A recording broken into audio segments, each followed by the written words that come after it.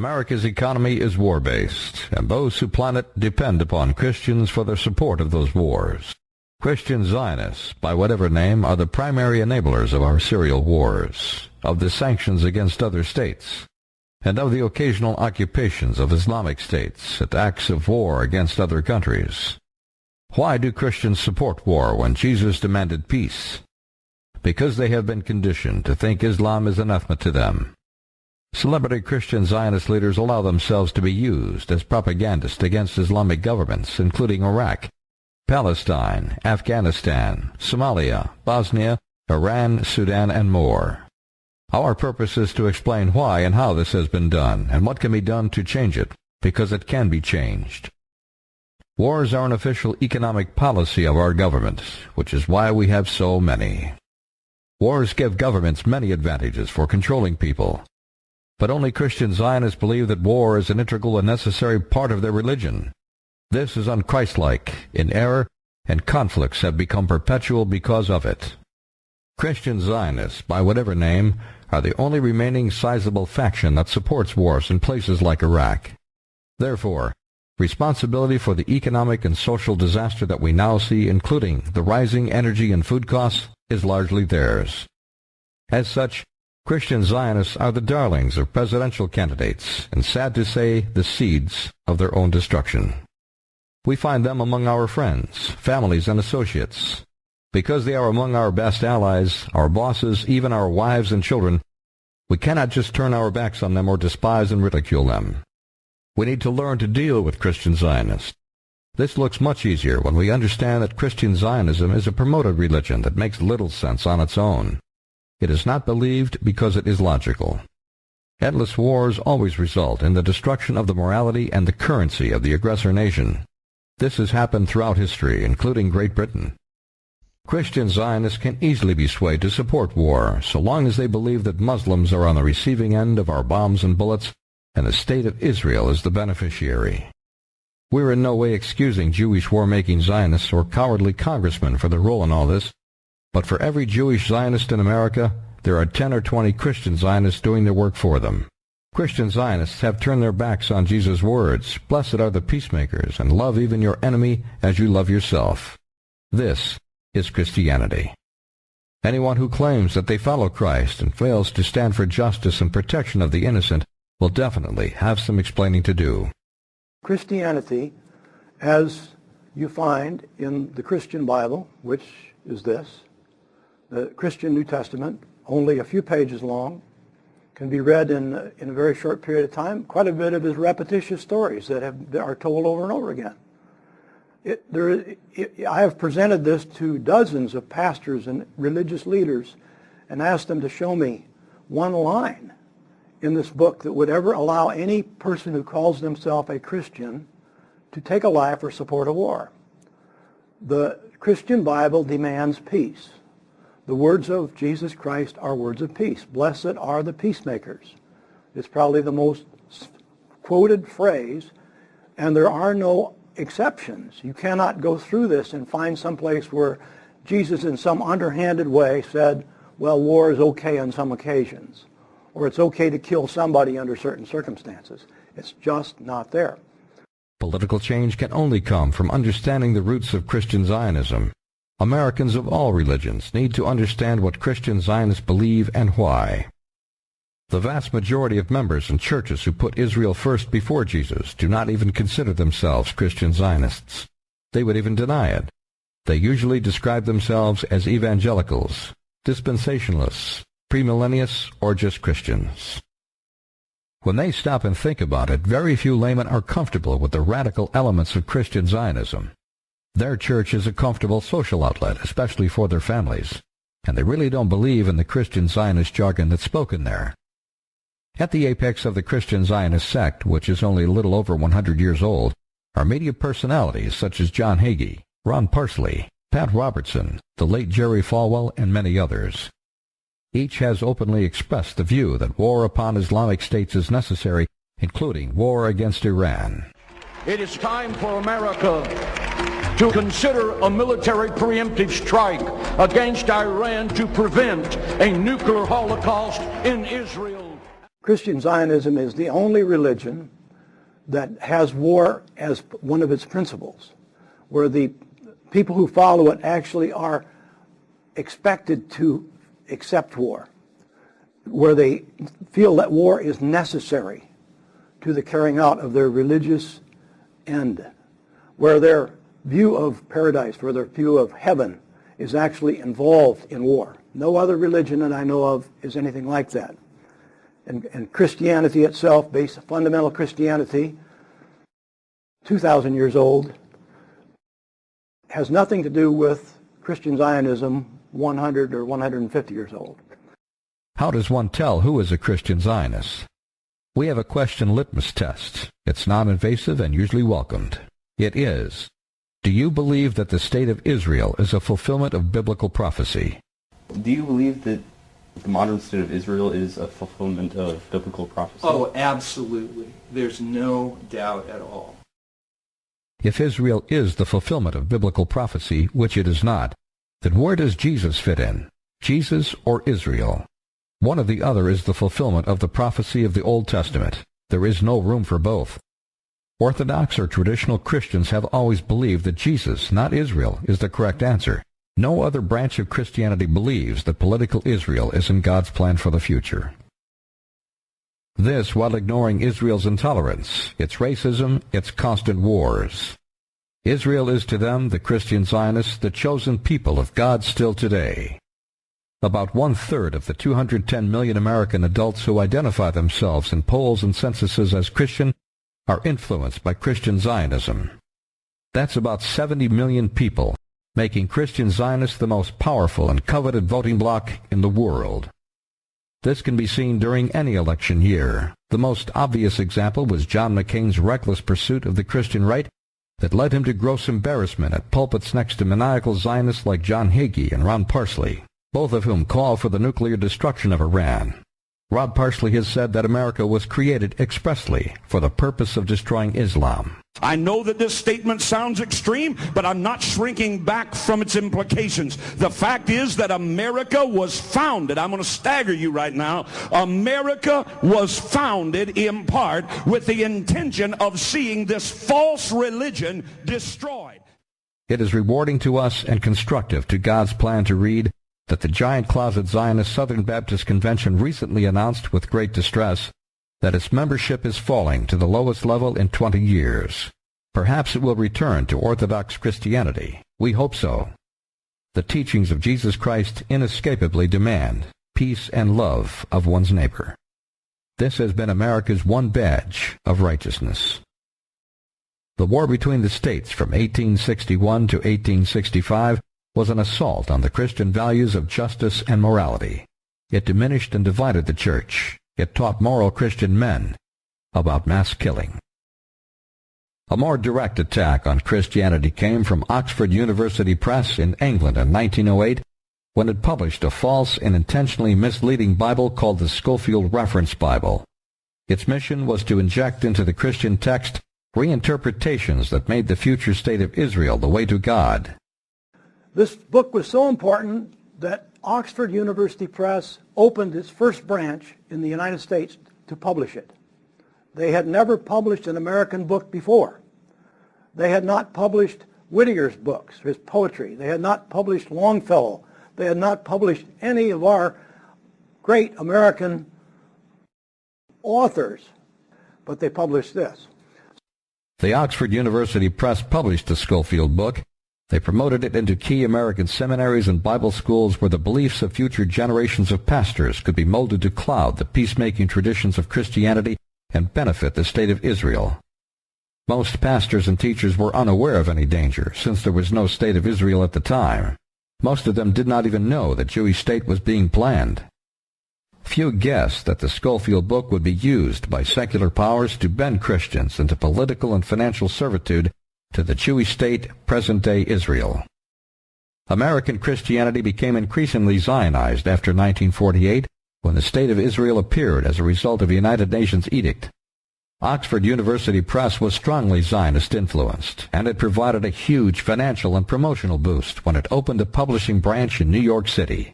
This for the purpose of publishing the Christian Zionist Manual in 1908 called the Scofield Reference Bible. This book was to be a foundational document upon which Christian Zionism, by a host of other names including evangelicalism, would begin its methodical growth by deception. The founders of World Zionism, especially Chaim Weizmann, successor to Theodor Herzl, had much to do with drawing the United States into World War I. A mere handful of dominant American Zionists were able to influence President Wilson, possibly by blackmail, to join the war in Europe over his advisors' objections. America lost over 100,000 men who were entirely innocent of any involvement in European politics. And out of all this, the World Zionist movement gained a piece of land called Palestine. The land of the Philistine was England's payoff to World Zionism for causing America to enter World War I on the side of Great Britain, which was losing the war to Germany. By 1917, the World Zionist movement was in high gear toward occupying Arab Palestine after the Balfour Declaration gave them a claim, without title, to any land occupied by the Palestinians. The Scofield Reference Bible was copyrighted in 1909. It is an Old and New Testament with most of the notes in the original text added in the Old Testament. Later, many notes were added to the New Testament as the Scofield Reference Bible was re-edited several times, with the most radical change being made in 1967. The book has been updated over and over again, each time by Oxford University Press, always having Mr. Scofield's name on the front of it. In fact, he's listed as the editor in the most recent edition, even though he's been dead for about 40 years. The cover shows the editor, Cyrus I. Scofield, with 7 other men on the editorial board. One of these was Reverend James M. Gray, president of the Moody Bible Institute, one of the most influential organizations in evangelical circles of the day. There were also 2 other seminary leaders on the editorial board. Those lending their names were predominantly heads of seminaries and Christian colleges. What happened is the distribution took place through these seminaries. And then when young pastors were graduated from these schools and they went back out and took a church and started to teach from the pulpit, they had one of these in their hands. This is what was given to them. And I suppose that they were probably given to the seminaries. It was likely that the Oxford Press was very generous in making sure that all these people had these. What exactly is the Scofield Reference Bible? Let us look critically at just one page of the book that has become the guide for secularist Jews in Israel and evangelical Christians in America to explain why they think present-day Israel has the right to all of the land in the Middle East, beginning with Palestine. Genesis 12:3 is part of the Torah and is quoted in the Quran. These 3 verses are standard in the King James translation and very similar in other Bibles. Let me paraphrase it as you read the Old English. The Lord told Abram to leave his home and family and go into a land that God would show him. God promised to then make of Abram a great nation, bless him, and make his name great, protect him by blessing his friends and cursing his enemies. And from Abram's seed all the nations of the earth would be blessed. Now for the part that is important to traditional Christians. I quote, "In these shall all the families of the earth be blessed." Christianity has for 2,000 years taken this to be the first notice from God of the coming Savior of mankind. Genesis 12:3 is the earliest covenant that God made to Abram, and it is the one used by Israelis and Christian Zionists to justify the idea that the entire Middle East should be Israeli property. I quote, "Get thee out of thy country, and from thy kindred, and from thy father's house, into a land that I will show thee." Zionists of all races interpret the phrase, "into a land that I will show thee," as a perpetual land grant to present-day Israel. Now we will examine the most effective corrupter of Scripture in history, one Cyrus I. Scofield, a 19th century American. Note on page 19 that the footnotes dwarf the text. Note also that the italicized insertions in between the verses that are not part of the Bible. In the 1967 version of the Scofield Reference Bible, there are more footnotes than in the original 1909 version, and since the death of Scofield in 1921, the footnotes have grown to dwarf the text in these very important pages. Let's look again at the vital footnote 2 found in the Scofield Reference Bible in 1967 on page 19. The footnote reads, "God made an unconditional promise of blessing through Abram's seed to the nation of Israel to inherit a specific territory forever." But the passage doesn't say anything like this. God orders Abram to go to a land that God will show him, using the first person familiar thee, meaning Abram and no one but Abram. The passage does not say that God is giving any piece of land to anybody forever. It doesn't say anything about Israel. Now, how complicated is it? Leave your land, go where I tell you to go, and I will protect you. How complicated is that? How many footnotes does it take to understand what God was saying to Abraham? I mean, anybody who reads that should be able to figure that out, that's what the message is. But Mr. Scofield wrote all of this to explain it. In fact, if we accept biblical history, we know that Abram had no children when this happened, and not for quite a while. So there was no person or nation named Israel when this promise was made.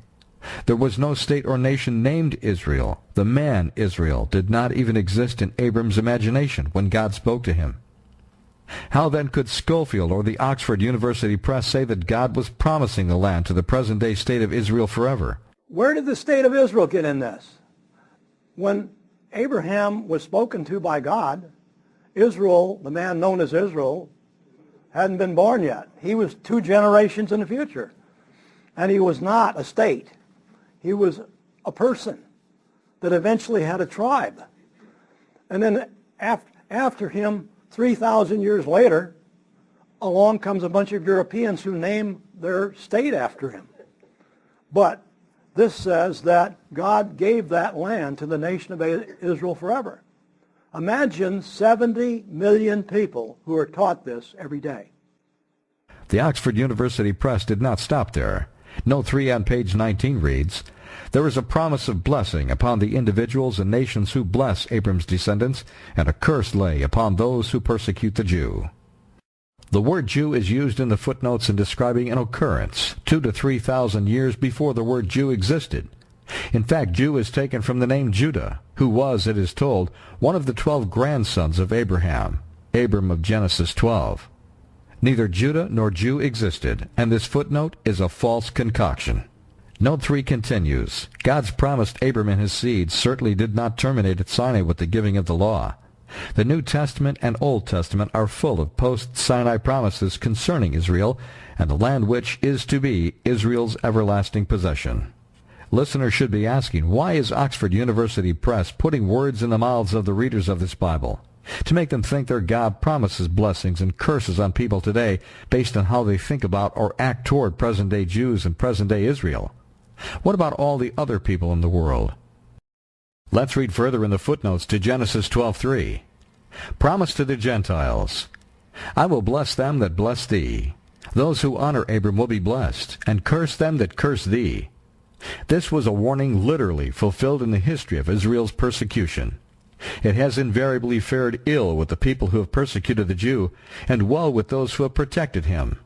And here is the punchline. For a nation to commit the sin of anti-Semitism brings inevitable judgment. The future will still more remarkably prove this principle. Isn't that convenient? So now you have anti-Semitism is created in Abraham's time. The footnote to Abraham's words create and the word anti-Semitism. Christian Zionism believes that our nation will be judged if we are not sufficiently kind as a nation to the state of Israel. They have made sin a sort of a national corporate event rather than an individual thing.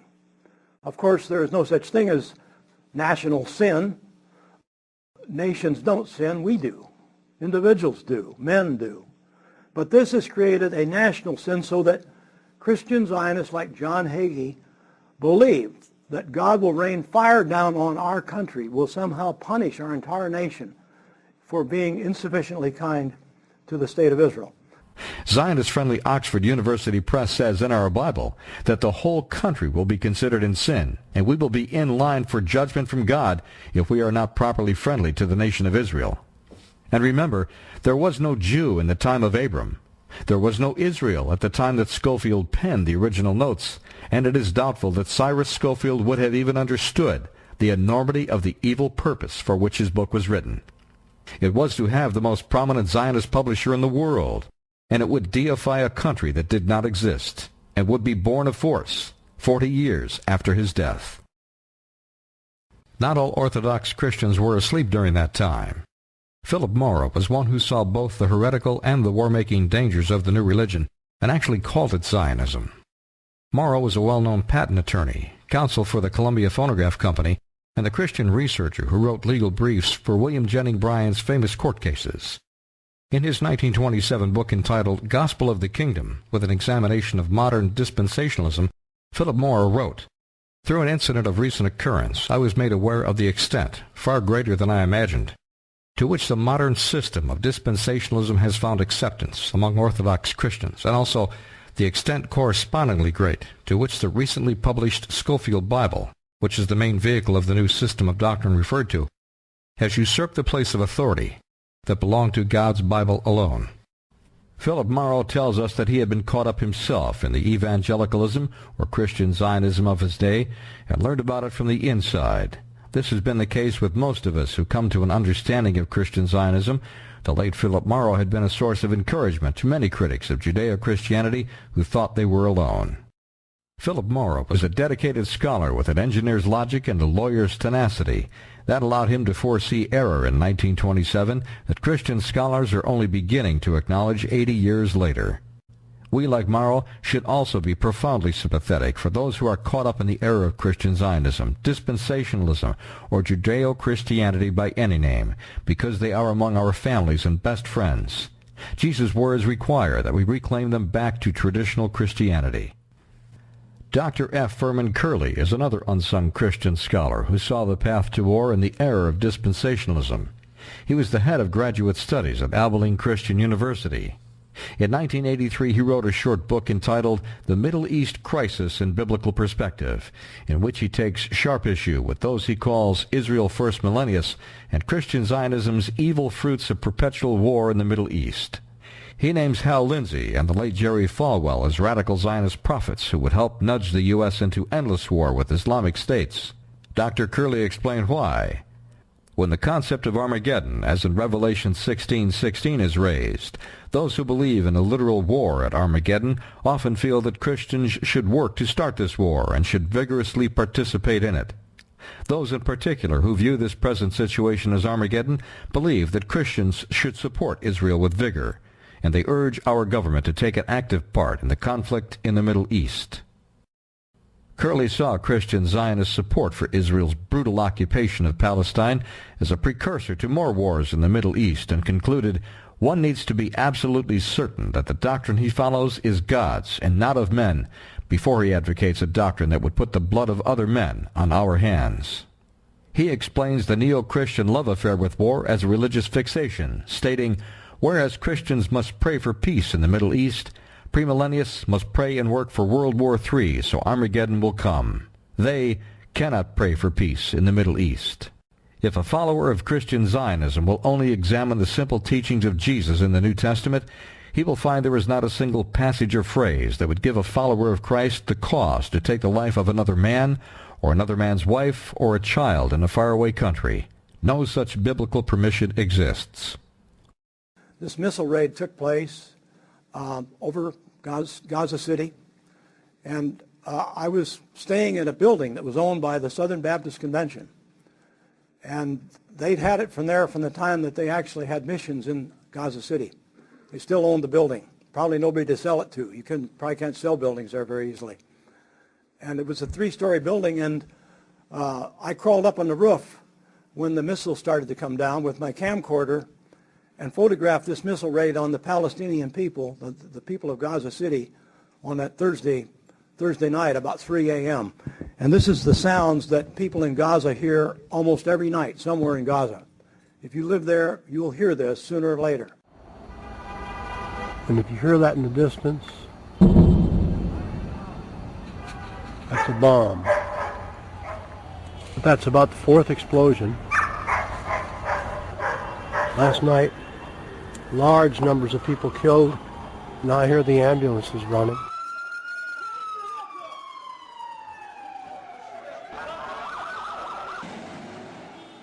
Hi, my name is Shireen. I'm from Gaza.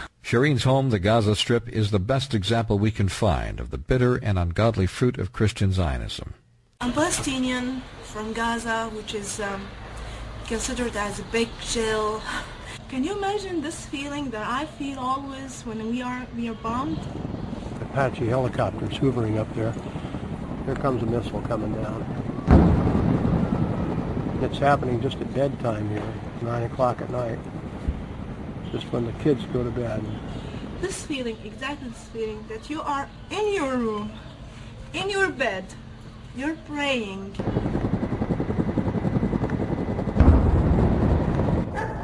Here we are again. The chopper's very close this time. He's up there terrorizing people, shooting from right behind us. Comes another bomb.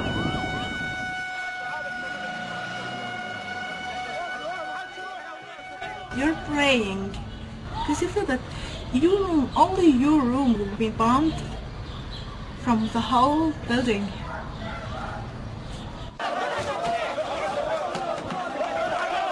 Here comes another one, fired from a much lower angle, right off to my left. They're coming right down across the town.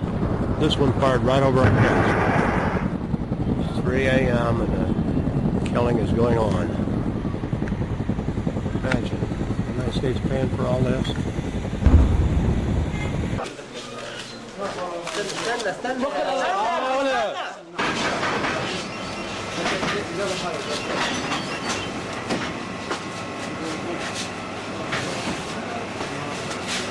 You didn't have him, you didn't have her, you have a news saying that go to the hospital because he's there, he's dead, he's in the fridge.